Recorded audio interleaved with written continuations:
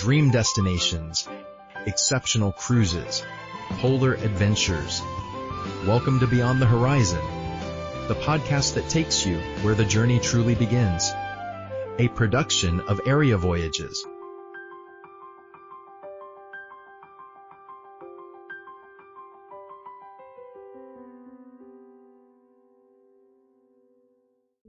So I want to drop a visual for you, the listener, right at the top here today.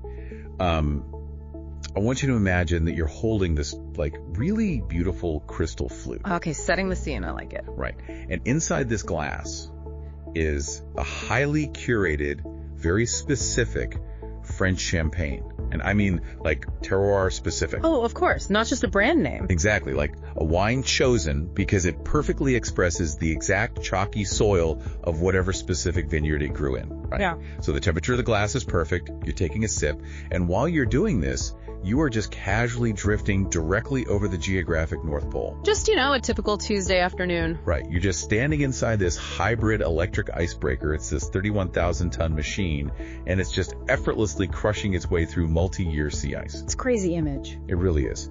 And if the cold isn't your thing, imagine instead you're sitting in this beautifully designed, dimly lit lounge. But the lounge is actively vibrating. That's the best part. Yeah, because it's built 2 meters underwater, directly into the steel hull of the ship. And you're just sitting there listening to live acoustic whale songs that are echoing through the water, and they're vibrating right through the furniture into your bones. I mean, when you describe it like that, it sounds like the opening scene of some near-future sci-fi movie.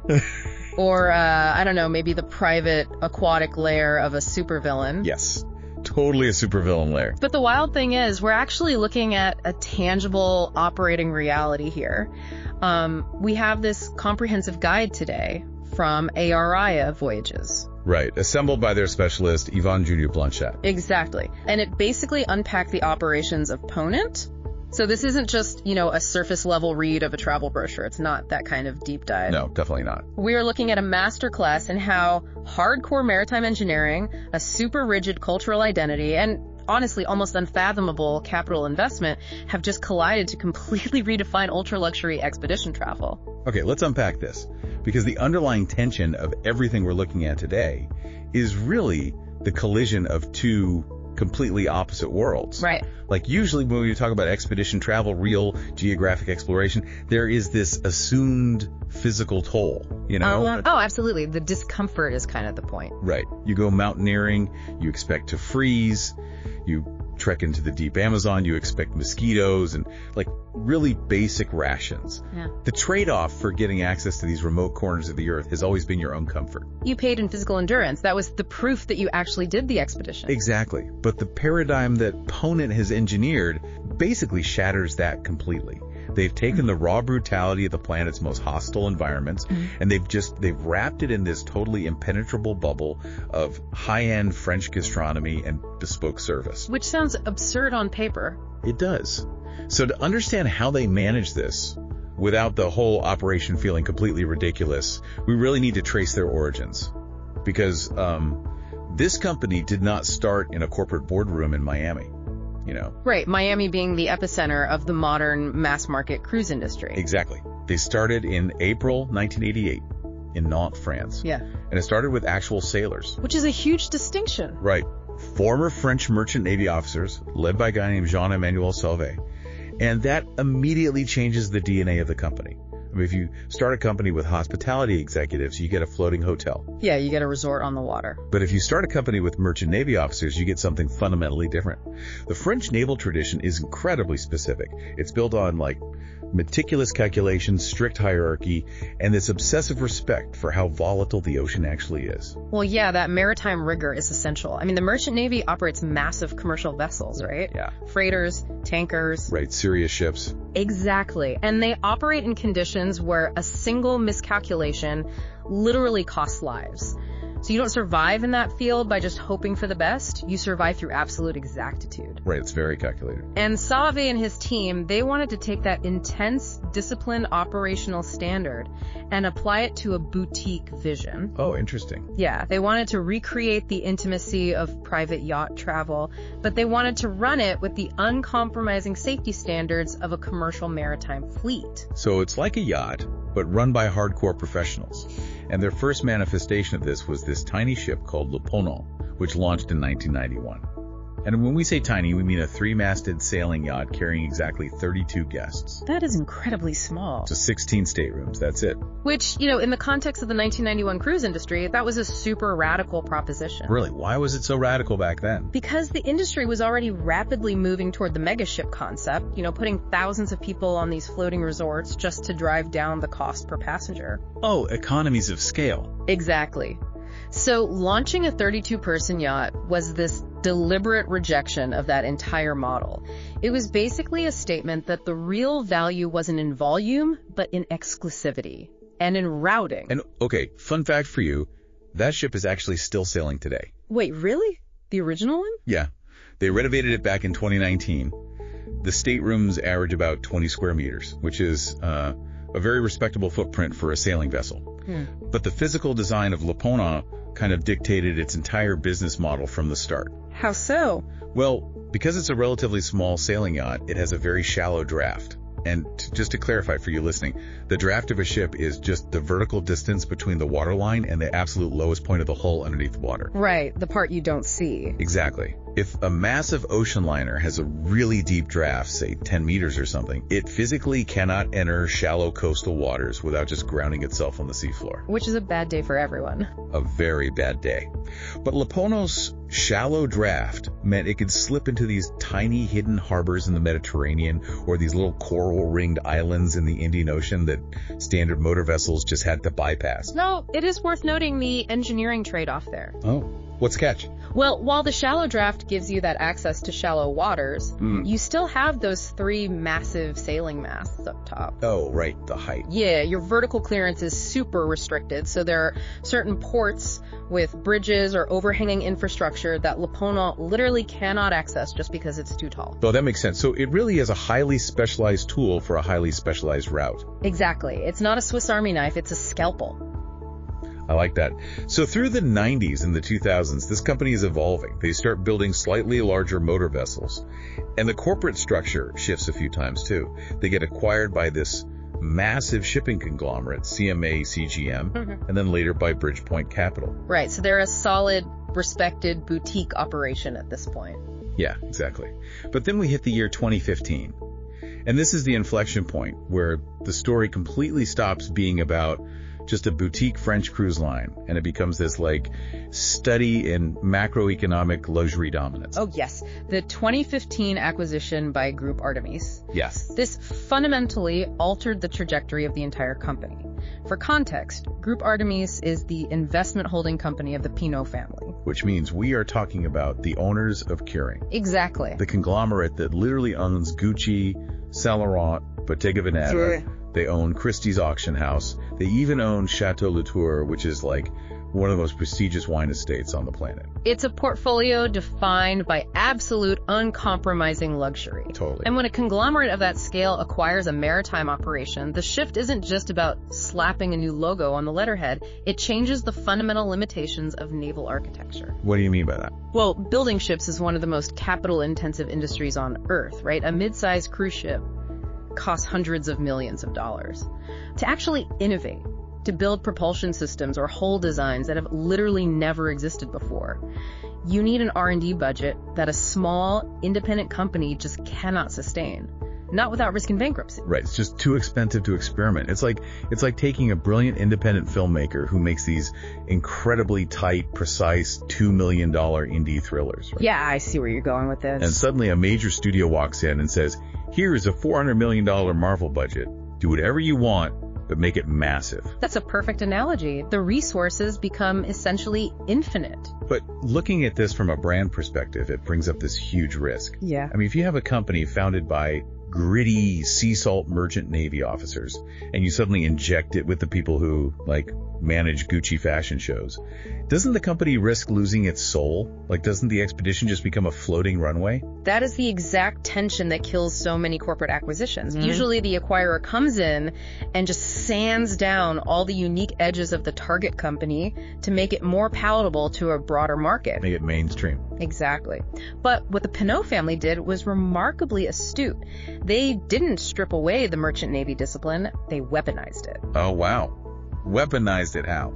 They looked at that core maritime competency and basically asked, what happens if we take your ability to navigate these hostile environments and we just remove all financial constraints on how comfortable we can make the passengers while you do it? Just throw money at the comfort problem. Yes.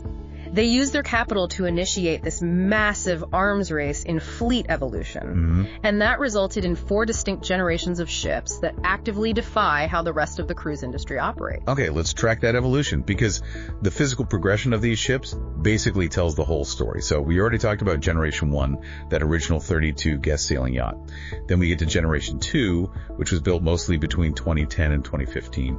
Right around the time of the acquisition. Right, and these are the Boreal sisters. So you have Le Boreal, L'Austral, Le Soleil, and L'Illyrio. And this is really where they established their baseline for the modern expedition yacht. These 4 ships carry 264 guests. Okay, so a big jump from 32. A huge jump. They're roughly 10,700 gross tons and about 142 meters long. And just to pause and clarify for you listening, because gross tons sounds like we're talking about the physical weight of the ship on a giant scale. It's actually not.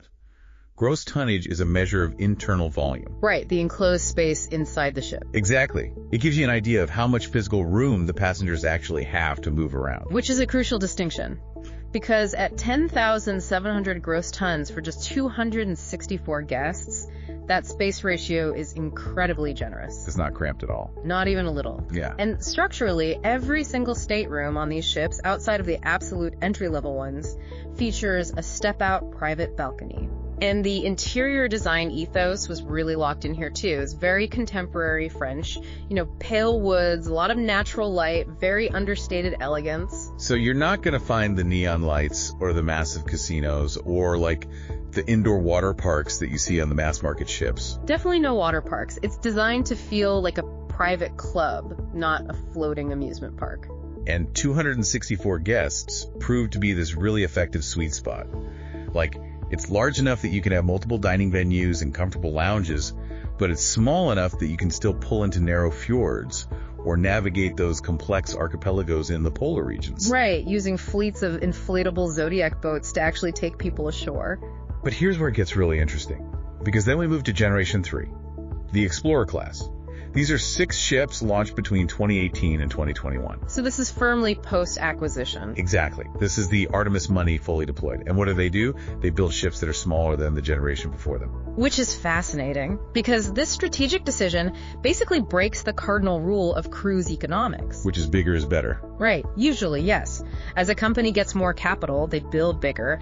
If you have a hull moving through the water, your costs for fuel, the captain, engine maintenance, those are relatively fixed, right? Yeah, that makes sense. So if you can put 3,000 people on that hull instead of 300, your profit margins just explode. But Ponant did the exact opposite. They did. By deliberately building these 6 Explorer-class ships, they're named after French explorers, by the way, like La Pérouse and Champlain, to hold only 184 guests. That's almost 80 fewer people. And they reduced the volume to roughly 9,900 gross tons. Ponant was actively choosing a less efficient economic model on paper. I mean, looking at those numbers, the math feels completely backwards.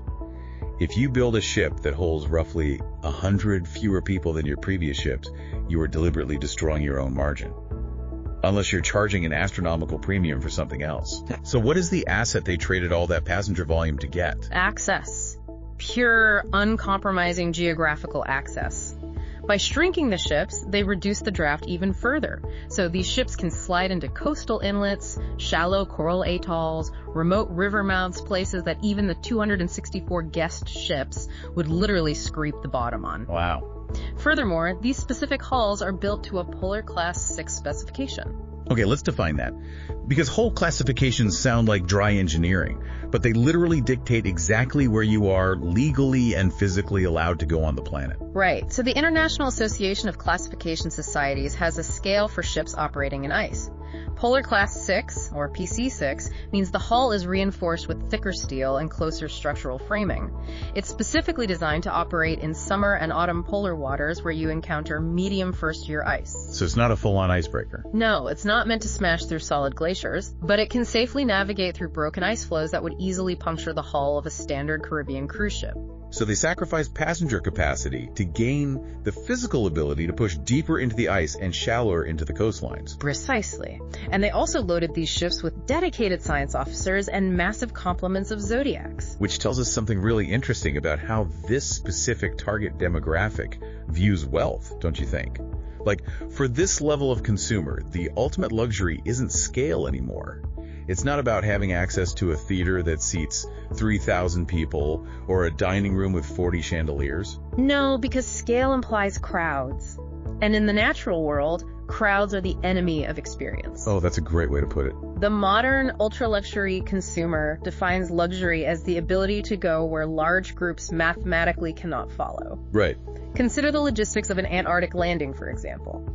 The environmental regulations governing Antarctica are incredibly strict. Only 100 people are allowed ashore at any specific landing site at one time. Only 100. Just 100. So if you sail down there on a massive ship with 1,000 passengers, you're going to spend 3 days just waiting for your 1-hour slot to go stand on the ice. That sounds miserable. It is. But with 184 guests, you can split the ship in half, deploy the Zodiacs, and basically have everyone off the ship experiencing the environment simultaneously. And you have agility, right? Like, you can pivot the entire itinerary in 30 minutes if the captain spots a pod of orcas. Exactly. Access is the new luxury. Access is the new luxury. Yeah. I love that. And speaking of access, while the Explorer-class ships have this amazing ability to push through ice and navigate shallow reefs, the most mind-blowing feature of these 6 ships has nothing to do with looking out at the horizon or looking up at glaciers. No, it's all about looking down. Literally into the ocean. We absolutely have to talk about the Blue Eye. We must analyze the Blue Eye. The source material highlights this as the defining innovation of the Explorer class. It is the world's first and currently the only underwater observation lounge integrated directly into the hull of a passenger cruise vessel. To understand the engineering hurdle here, you have to realize that cutting massive holes in the hull of a ship below the waterline is generally something naval architects try to avoid at all costs, right? Oh, yeah. It introduces immense structural vulnerabilities and pressure challenges. But they did it anyway. So for you listening, imagine this. You're walking around this beautiful, sunlit French luxury yacht. You find this dedicated, almost futuristic-looking stairway, and you start to descend. You go down into the belly of the ship, dropping 2 to 3 meters below the actual waterline. Right into the hull. Right. You step into this lounge, and the very first thing your brain has to process are these 2 giant porthole windows.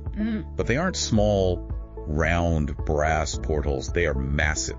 Yeah. Like 1.6 meters high by 3.4 meters wide. Enormous. And they're shaped in this sweeping organic curve. They're designed to look exactly like a cetacean's eye, a whale's eye. And through that incredibly thick reinforced glass, you are looking directly out into the water column. You aren't looking at a surface reflection, you are staring into the 3-dimensional space where marine life actually exists. It's wild. But the visual element is only a fraction of the design intent, isn't it? Exactly, because the ocean is not primarily a visual environment, it is an acoustic one. Water transmits sound roughly 4 times faster than air and over vastly greater distances. Right. Marine mammals, whales, dolphins, they rely on sound to navigate, to hunt, and to communicate in an environment where light drops off incredibly fast. Which means if you're just looking at a fish through a window, you're missing the whole show. You're only getting half the picture. So, to fix this, Ponant integrated hydrophones, specialized underwater microphones, directly into the keel of the ship. Yes. And these hydrophones capture the actual acoustic environment of the ocean outside in real time. The clicking of a reef, the sound of ocean currents, or the complex songs of nearby humpback whales. Yeah. And they pipe that live audio directly into the lounge. But they went a step further than simply putting speakers in the corners of the room. Right, the body listening sofas. This is where it gets crazy. You go into this underwater room, you sit on these specially designed couches, and the ambient acoustic feed from the ocean is physically transmitted through the furniture into your body. Yeah. You are feeling the physical vibration of a whale song resonating through your own bones. It's incredible. And just to complete the sensory overload, they have live underwater cameras projecting high-definition footage onto these digital screens that line the walls next to the physical windows. Let's dissect the psychological shift this creates, though.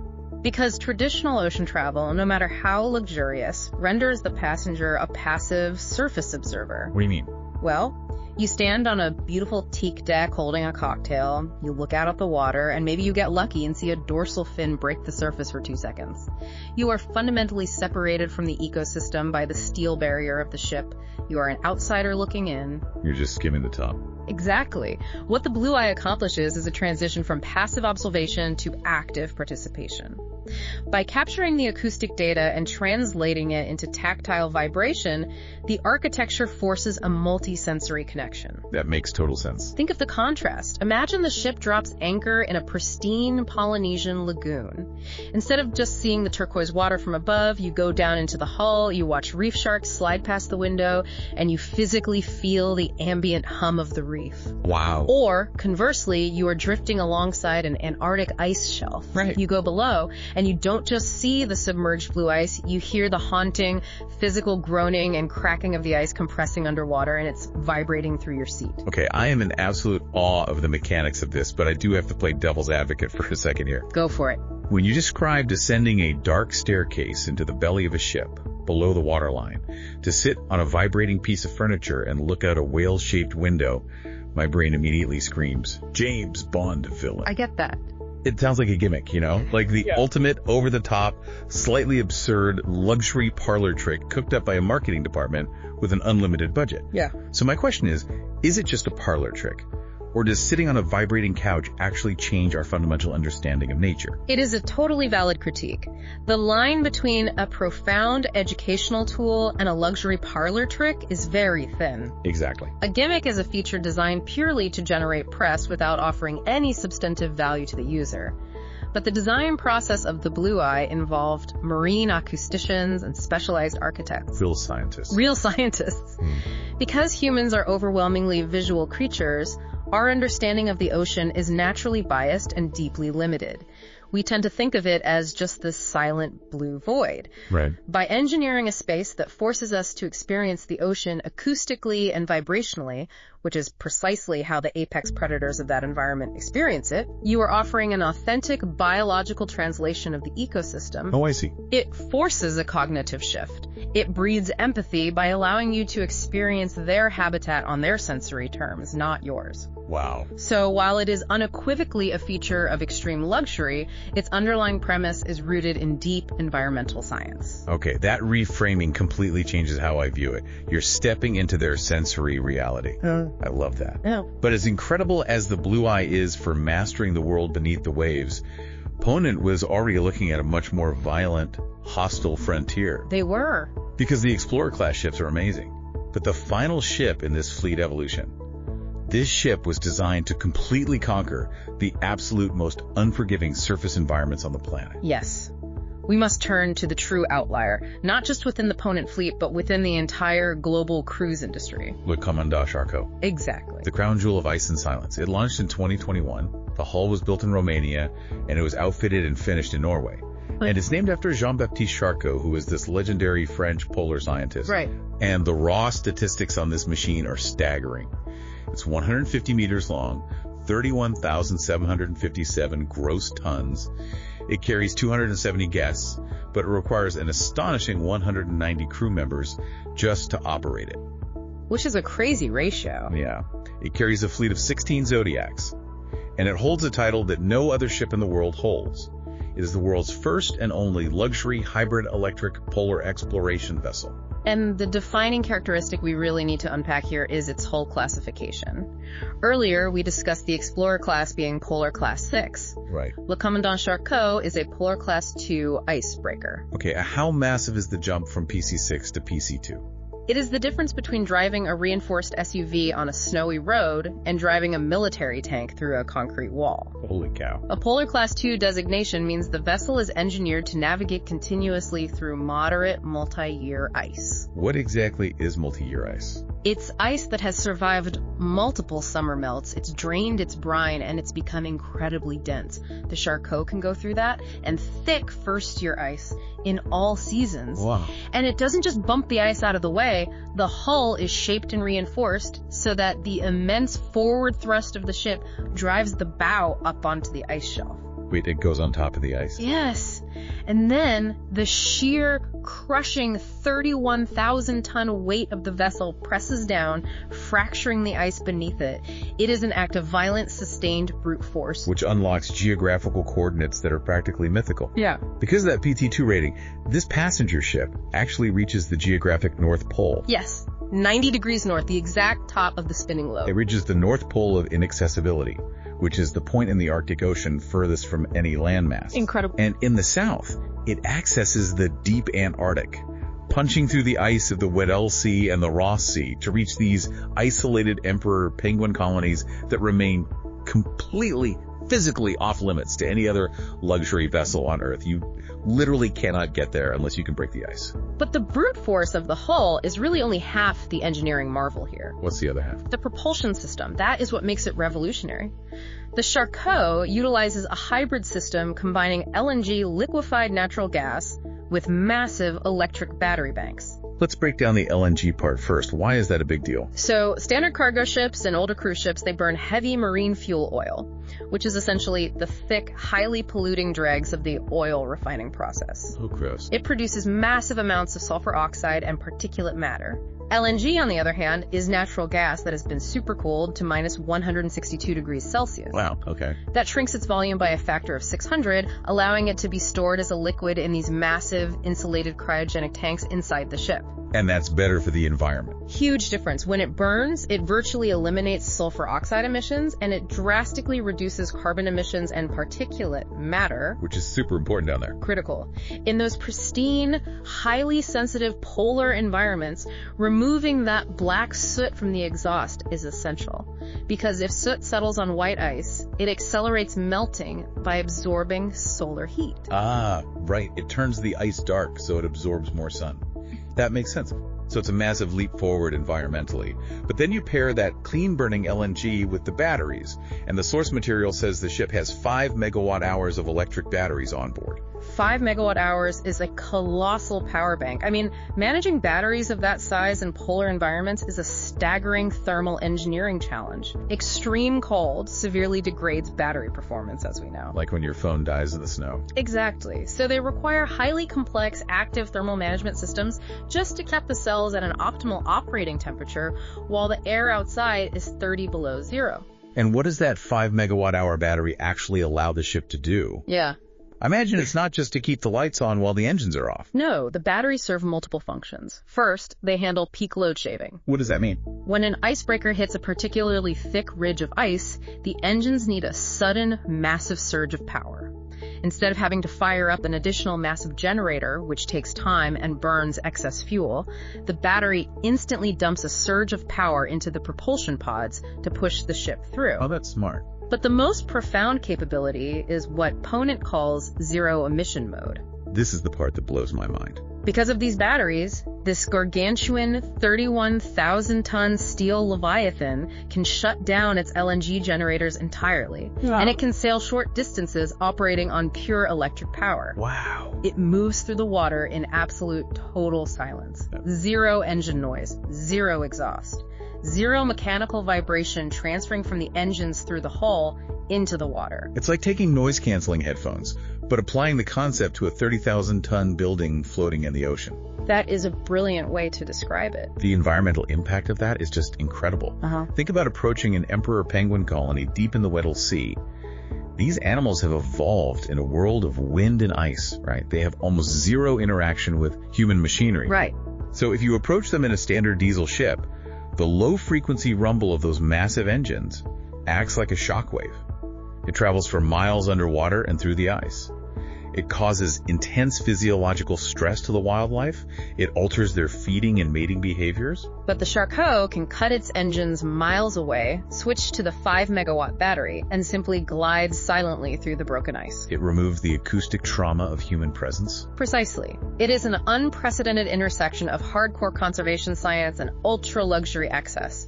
You are observing the natural world without announcing your presence to it. I am absolutely staggered by the juxtaposition here, though, because you just described this beautiful, completely silent, almost reverent approach to a penguin colony.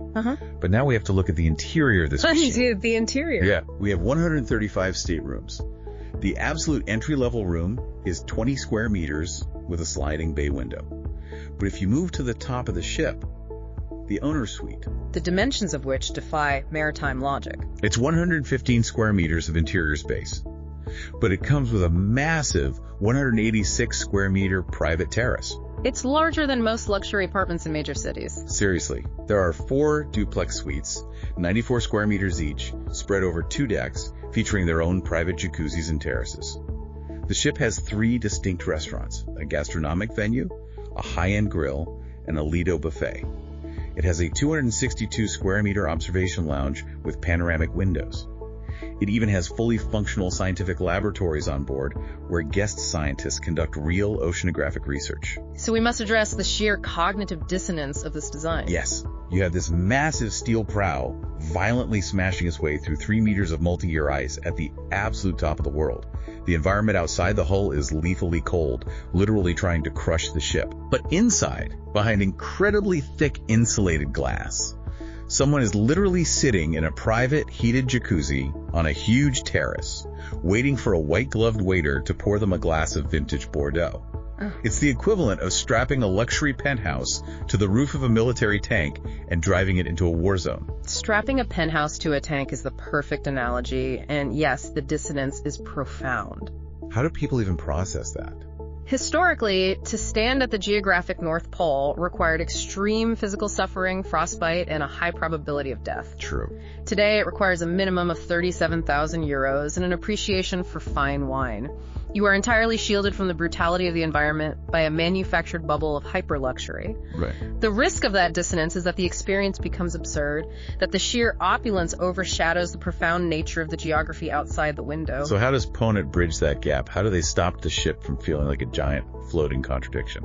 They manage it by maintaining absolute rigorous control over the onboard atmosphere. They don't try to blend the ruggedness of the outside with the inside. They fully lean into a highly curated, deeply specific operating system. And that brings us directly to the cultural identity of the fleet, the art de vivre. Exactly. Culture as an operating system. This is a massive part of the ÄRIA Voyages Guide, and it's a huge differentiator in the market. Ponant is currently the only luxury cruise line in the world flying exclusively under the French flag. And we need to emphasize that the flag on the back of a ship is not just a piece of fabric or a marketing tagline. It is a strict legal reality with profound operational consequences. Right. The country of registry dictates the labor laws, the safety regulations, and the operational hierarchy of the vessel. Exactly. Under maritime law, flying the French flag requires that the command positions, the captain, the chief engineer, the officers on the bridge, must be French. So you are legally embedding the company's French maritime heritage into the literal command structure of every single voyage. It anchors the entire operation, and that top-down cultural anchor bleeds into every sensory detail of the passenger experience, most notably the culinary and beverage program. Right, the food is deeply unapologetically French. The executive chefs are trained strictly in the French gastronomic tradition. Now, obviously, the menus rotate to feature regional dishes, depending on whether you're in the Arctic or the Amazon, but the foundational technique, the sauces, the baking, the pastry, is French. And the guide points out a very specific detail about the wine. The wine cellars are curated specifically for the French palate. Let's define what that actually means in practice, because it's a stark contrast to, like, American or British luxury standards. Yes. In a lot of high-end international hotels, the wine list is built to impress with massive, familiar names. Huge, heavy California Cabernets, famous global brands. Right, recognizable luxury. Exactly. But the French palate values precision and terroir. As we discussed with the champagne earlier, terroir is the idea that a wine should taste like the specific soil, climate, and topography of the vineyard it comes from. So they prioritize elegant, complex, highly specific regional wines over massive generic crowd pleasers. It creates a distinct sensory register. The atmosphere of a Ponant ship is completely different from a high-end American cruise line like Seabourn or a British influence line like Cunard. The whole vibe. It's not just the food, it is the psychology of the service. The guide details the tempo of dinner. In many cultures, excellent service means fast service. Oh, yeah, for sure. Get in, get out. Right. But in the French tradition, dinner is not a biological necessity to be rushed through so you can get to the evening show. Dinner is the evening show. Right. The pacing is deliberate. The way the champagne is poured is an event. There is a deep appreciation for silence and calm in the lounges, rather than a constant barrage of activities or loud background music. And the language. The ship operates bilingually. All the vital safety announcements, the expedition briefings from the naturalists, they all done in both French and English. But the cultural center of gravity, the ambient chatter you hear in the hallways, the baseline expectation of manners is proudly French.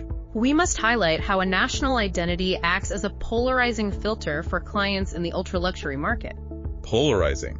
How so? Most major luxury brands are terrified of polarizing their audience. Yeah. They want to be a blank, culturally neutral canvas, a 5-star service that appeals equally to an executive from New York, a banker from London, or a CEO from Tokyo. Right. They actively sand down their cultural edges to avoid offending anyone. And they end up feeling like a generic international airport lounge. Beautiful, but totally devoid of a soul. Wow, that's so true. Ponant executes the exact opposite strategy. By heavily leaning into this art de vivre, they deliberately make themselves polarizing. Interesting. For a certain type of traveler, this deep immersion into French culture, the slower dining tempo, the formality, the obsessive focus on gastronomy, is the ultimate draw.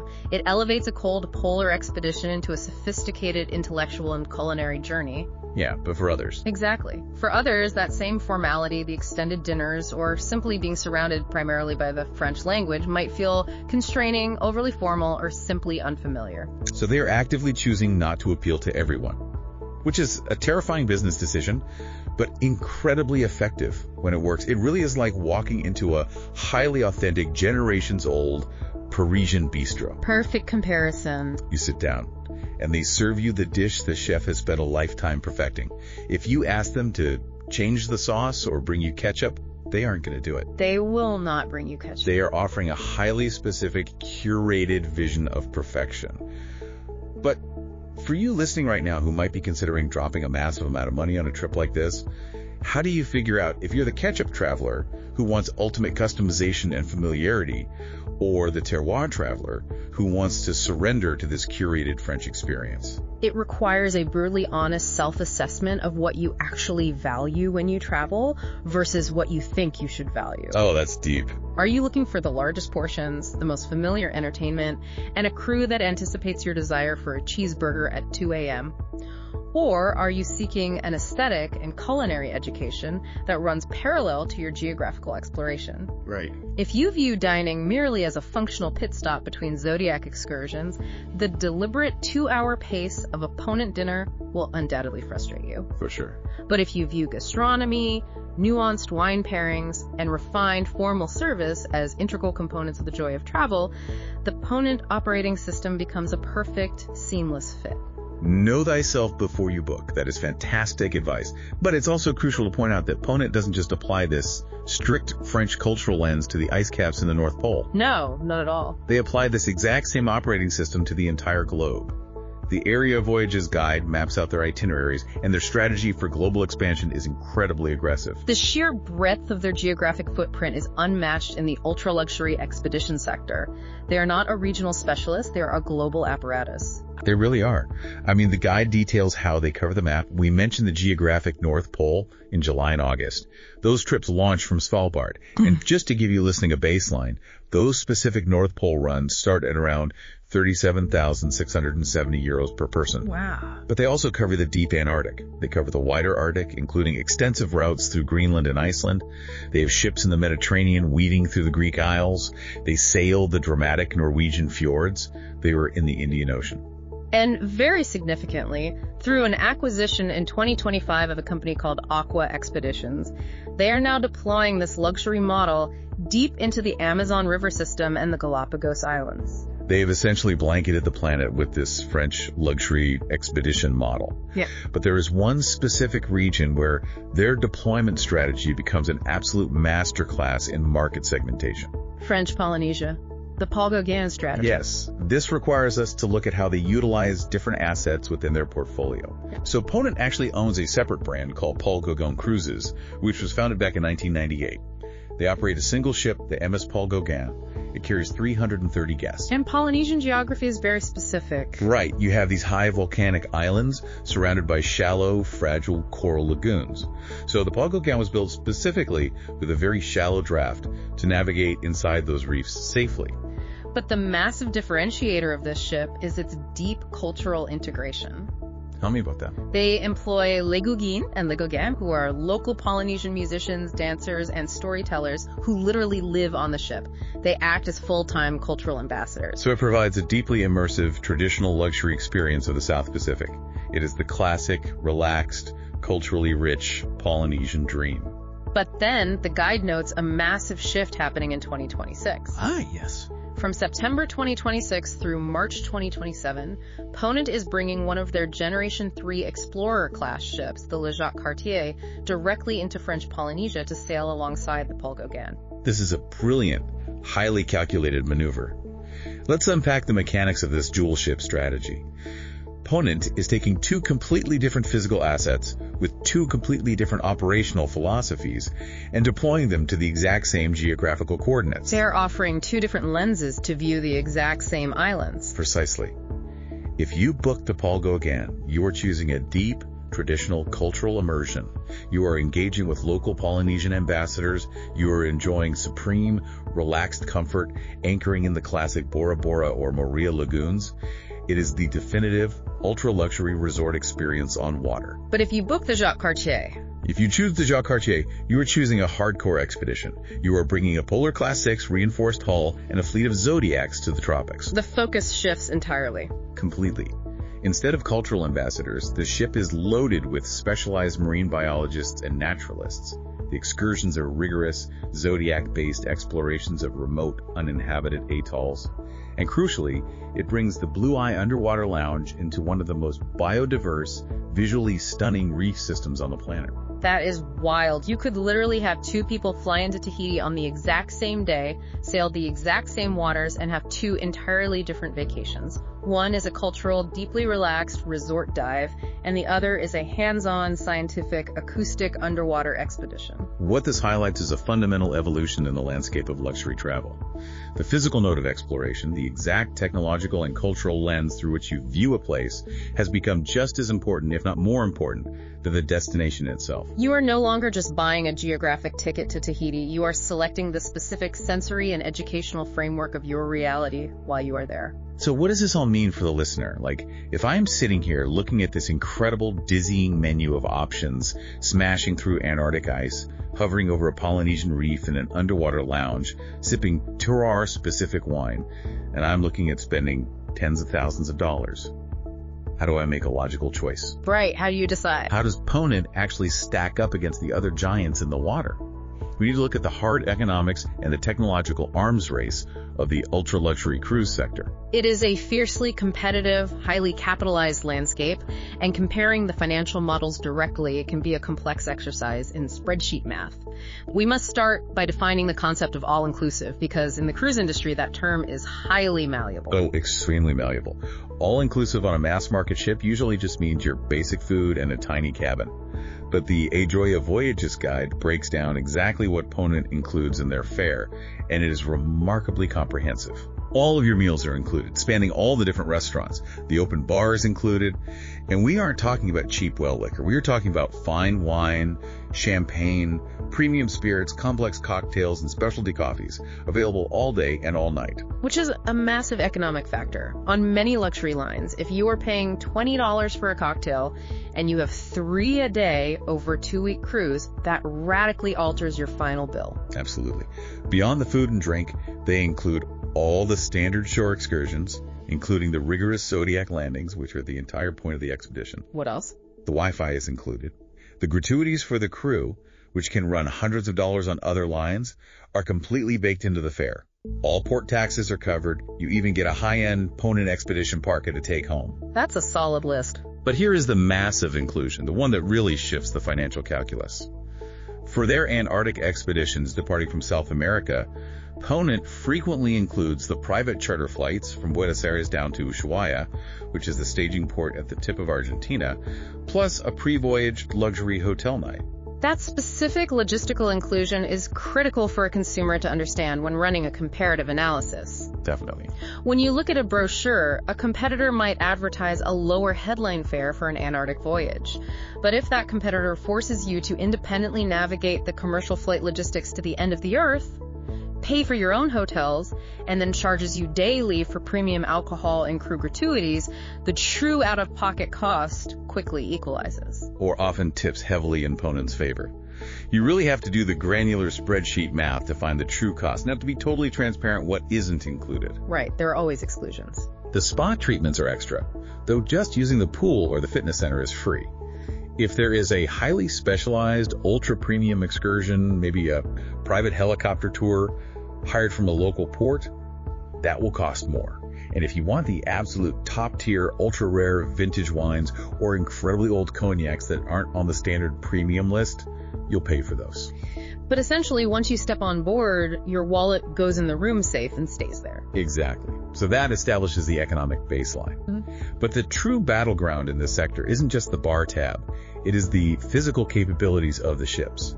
The guide provides a detailed comparative breakdown of Ponant against its primary ultra-luxury competitors. Right. Seabourn, Silver Sea, Scenic, and Viking. It's literally like watching a naval arms race out there.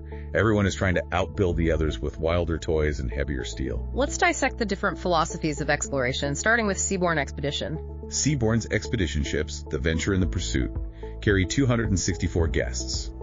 Their massive, undeniable strong point is their culinary program, which is partnered with Thomas Keller, the legendary American chef behind the French Laundry. The food is spectacular. And their primary technological toys are submarines. They carry 2 custom-built, battery-powered submarines that can dive hundreds of meters deep. Which is an incredible experience. And this is a huge, but the guide notes, they do not have true ice-breaking capability. They have reinforced hulls, but they cannot smash through dense polar ice. So they offer an incredibly refined, socially intimate, culturally American luxury atmosphere, but their geographical reach is strictly limited by the presence of heavy ice. Right. Next, we look at Silver Sea. Silver Sea has a highly rated ship called the Silver Endeavor. The guide highlights that it has a Polar Class II equivalent hull, meaning it is deeply ice capable, allowing it to cover a very broad polar range, including penetrating the Ross Sea and East Antarctica. Okay, so it's a beast in the ice. Yes. They also feature a highly praised culinary immersion program called SALT, which focuses intensely on local flavors. It is a formidable vessel. However, the guide explicitly specifies that while it is highly capable in the ice, it does not possess the revolutionary hybrid electric silent running capabilities, nor quite the extreme apex luxury outfitting of the Charcot. Okay. Next in the arms race is Scenic. Scenic's Discovery yachts carry 228 guests. Their hulls are rated Polar Class 6, so they are great for summer polar waters, but they aren't heavy icebreakers. But their massive standout feature, aerial access. Helicopter. They have 2 helicopters actively stationed on the top deck that guests can pay extra to fly in, giving them incredible views over glaciers and inland mountains. Plus, they also carry a submarine. So Scenic trades the brute, crushing force of an icebreaker for the agility of aerial and deep subsea access. And finally, we must address Viking expeditions. Viking builds slightly larger ships carrying 378 guests. The guide notes they are incredibly highly rated for what they call non-specialists. What does that mean? Viking's entire brand philosophy leans heavily into the hard science. They have a massive, dedicated science center on board. They are generally more affordable than Ponant or Seabourn, but they have a different economic model. For instance, gratuities are usually extra. And crucially, their vibe is different. Yes.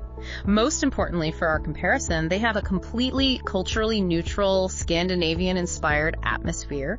They do not have that intense French identity, and their ships absolutely cannot reach the geographic North Pole. So when we pull back and analyze this entire landscape, we see radically different philosophies of how to consume the natural world. Seabourn and Scenic invest hundreds of millions of dollars in external mechanical toys, the submarines and the helicopters, to push their guests away from the ship. Exactly. Viking invests heavily in onboard scientific facilities and larger passenger capacities to democratize the expedition slightly. And Ponant relies on the inward-facing sensory innovation of the Blue Eye and the sheer uncompromising brute force engineering of unparalleled ice-breaking capability combined with silent battery operation. It literally feels like an ultra-luxury, multi-billion-dollar game of rock, paper, scissors. That is exactly what it is. Helicopter beats Zodiac, icebreaker beats submarine, French gastronomy beats science center. But it brings us to a really practical question. If our listener just wants to check Antarctica off their bucket list and they just want to see a standard colony of Gen 2 penguins on the peninsula, do they really need to pay for a massive 31,000-ton Polar Class 2 icebreaker? That is the essential question that summarized this entire analysis. Who actually requires the Ponant ecosystem versus who is better served elsewhere? Right. Help us categorize the listener. If your objective is simply to say you have set foot on the Antarctic Peninsula, you want to see a standard penguin colony, and your primary driving factor is finding the most accessible price point, then no, you absolutely do not need the Charcot. You are paying for capability you will never use. That makes total sense. You might look at Viking for a more accessible financial entry point and a fantastic grounded scientific education.